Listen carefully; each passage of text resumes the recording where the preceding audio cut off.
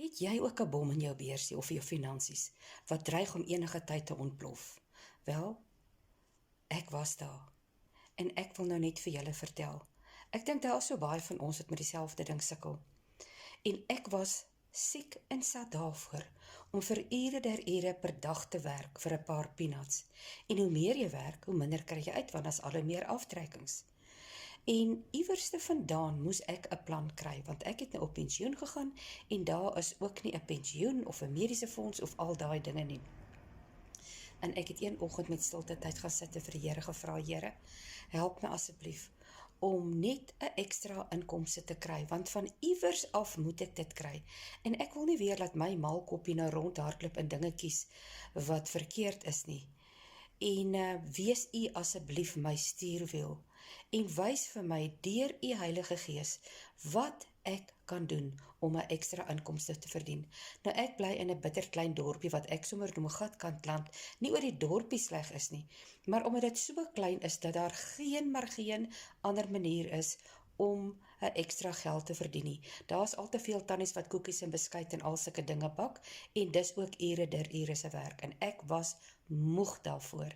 En ek weet dat die Here is getrou en regverdig. Hy sal nooit in sy lewe vir jou 'n klip gee as jy 'n brood vra nie. En hier bring die Here vir my hierdie wonderlike plan deur Legacy Builders, om uit te vind dat ek net vir 2 ure per dag se werk in dollars hier in Suid-Afrika betaal te kan word. Is dit nie amazing nie? Julle, daar is net eenvoudig, dink ek nie 'n beter plan as hierdie nie. En jy word stap vir stap geleer wat om te doen en hoe om te doen.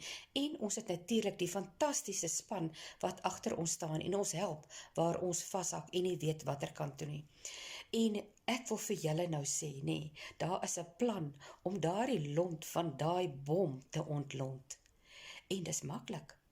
Volg my reis. Vind uit wat ek doen, en jy kan deel van daai plan word. Jy kan dit ook doen, want as ek 6,000 Suid-Afrikaners en 58,000 mense wêreldwyd dit kan regkry om daai bomme in ons finansies te laat ontlont, kan julle dit ook doen. Wil jy ook in finansiële vryheid lewe? Wil jy ook daardie bom in jou finansies en in jou beursie se lont afknip?